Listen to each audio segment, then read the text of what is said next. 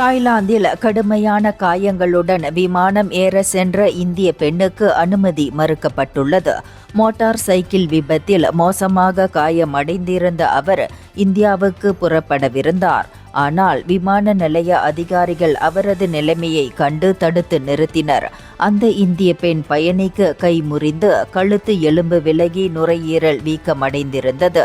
அவரது உடல்நிலை குறித்து விமான நிறுவனத்துக்கு முன்கூட்டியே தெரிவிக்கப்படவில்லை.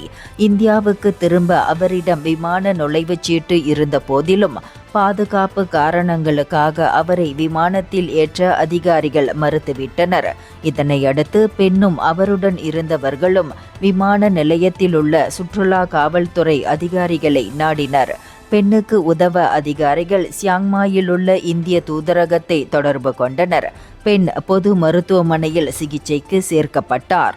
உடல் நலம் தேறியதும் அவர் இந்தியாவுக்கு திரும்ப அனுமதிக்கப்படுவார் என்று பேங்காக் போஸ்ட் சொன்னது.